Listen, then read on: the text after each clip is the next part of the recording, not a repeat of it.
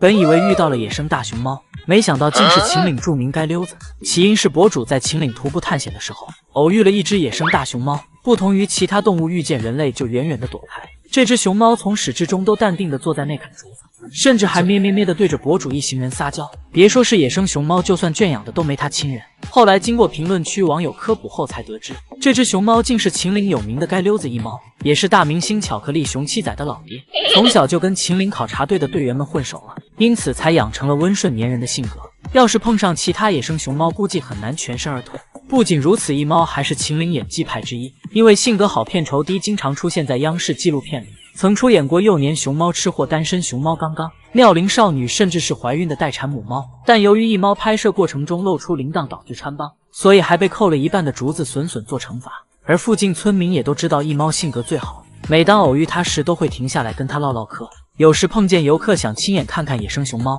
就会拿着笋笋带他们去找一猫过过眼瘾。谁说这猫老啊，这猫可太棒了，也许是遗传了老爹一猫的优秀基因。好在儿七仔也是秦岭响当当的演技派，不仅能绘声绘色的模仿阿宝被咬耳朵的惨状，还能给自己蹭个绿围脖 cos 围巾柴犬。围巾正确，皮大衣毛色正确，但神态不正确。柴犬看上去憨憨可爱，而七仔800个心眼子却给人老谋深算又算不明白的感觉。或许吃亏就吃在长相显嫩上吧。而同样备受关注的还有秦岭影后秦韵，知名卖惨博主，却没人敢逮捕她，经常拖着2条残疾的后腿爬来爬去，令不少不明真相的游客同情心爆棚，纷纷谴责园方不地道，让残疾猫猫营业。没曾想秦韵眼见博得了游客的同情，立马得意的起身在院子里飞奔，边跑还边咩咩叫，被骗到了吧嘻嘻。这欠揍的样子真的让人又爱又气，而且秦韵还是出了名的白眼战神，游客只是不小心将她误认成雪雪老祖，谁料秦韵当场就不乐意了，不光冲人家龇牙白眼，都要翻到天上去了。感觉可以的话，他真的能代替蒋欣演华妃，只能是不愧是人见人爱的国宝大熊猫。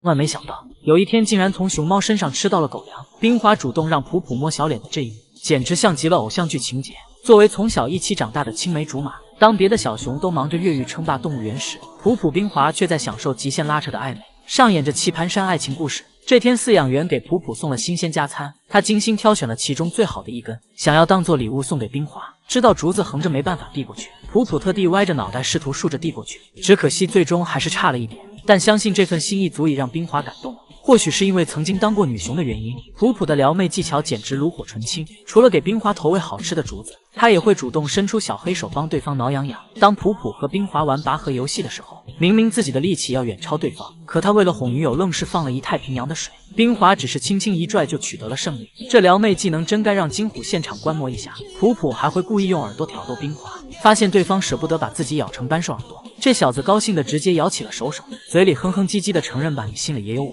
这极限拉扯简直幻视林黛玉和贾宝玉。都知道普普是有名的下班积极分子，时间一到就迫不及待地趴在门口哐哐砸门。然而当冰华不想这么早回家的时候，普普便会留下来蹲在墙边耐心地陪伴他。普普的一片痴心也换来了冰华的主动，他会主动跟普普展示自己的玩具，也会靠在墙边让普普抚摸自己的脸蛋，情到深处甚至还当着游客的面亲亲。估计猫粉们做梦都想不到，自己只是来动物园看个大熊猫，居然吃了一肚子狗粮。其实早在普普还没恢复男熊身份之前，他就已经对小青梅冰华产生了好感，只是苦于奶爸奶妈还没发现自己的真实身份，所以只能将这份感情埋藏在心底。当看到奶爸奶妈给冰华准备的圣诞袜刚好在自己触手可及的地方，普普趁四下无人便想留着当做纪念，于是隔着围墙伸手对着圣诞袜一顿扒拉，费了9牛2虎之力才终于拿到了手。然后普普双手把圣诞袜抱在怀里，就像个痴汉一样左闻闻右闻闻。只是普普做梦都没想到，自己的作案过程已经被两脚兽全程围观，这下熊熊的脸面是真的要丢干净了。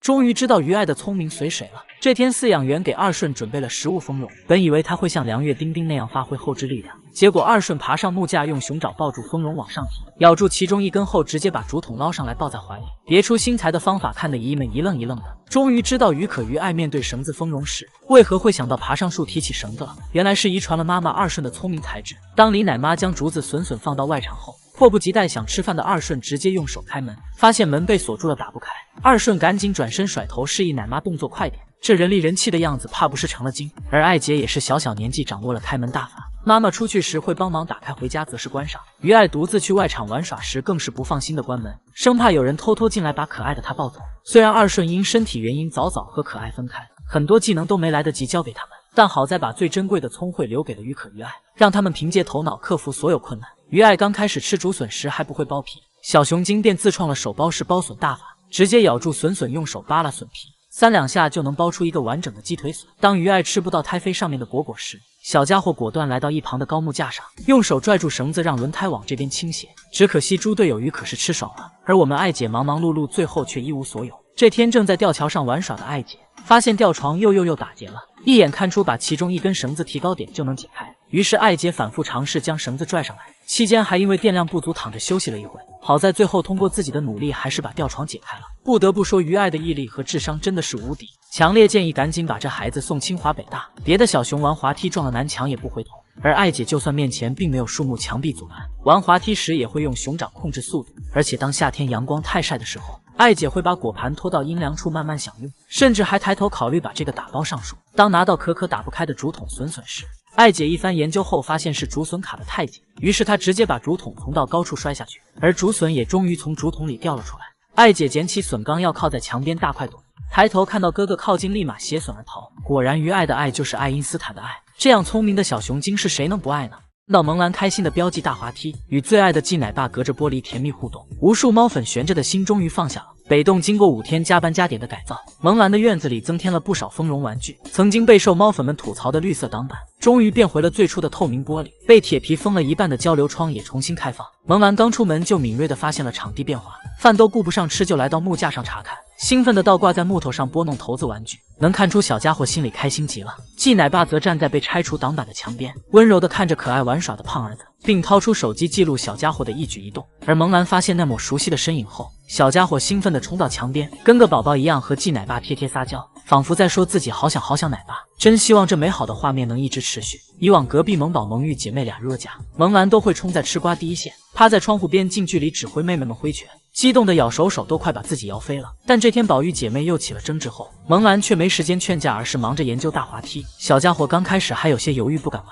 绕了一圈发现没有危险，才开始大胆探索。只见萌兰小心翼翼地从滑梯爬上木架，生怕滑下去，还用34码的毛脚丫踩在边缘。别的小熊都是头朝下趴着滑，而萌儿则是人里人气的躺着滑，还会用脚控制下滑的速度，不愧是官方认证的智商超群小熊。虽然萌兰还没有掌握更多滑梯技巧，但能看出她真的很喜欢这个大家伙。验收后第一件事就是做了标记，玩累了也要趴在心爱的滑梯上睡觉，感觉在梦里她也会梦见自己正在玩耍呢。其实这也不是萌兰的第一座滑梯了，虽然以前的滑梯并不算大，却是萌儿最喜欢最不舍得破坏的玩具。当初下雪后滑梯表面变得非常滑，萌兰想到木架上玩却怎么都爬不上去，突然脚底一滑直接摔了个屁股蹲，羞得萌儿赶紧爬起来假装无事发生，就是说怎么会有这么可爱的小家伙。虽然萌兰多了很多好玩的丰绒玩具，小家伙却不忘来到窗边跟游客互动，拽拽的咧嘴一笑，瞬间迷晕大批猫粉。萌兰内心 OS 一们也为我着迷吧，只希望萌兰未来每一天都像今天一样快乐，熊生无忧无虑，平平安安。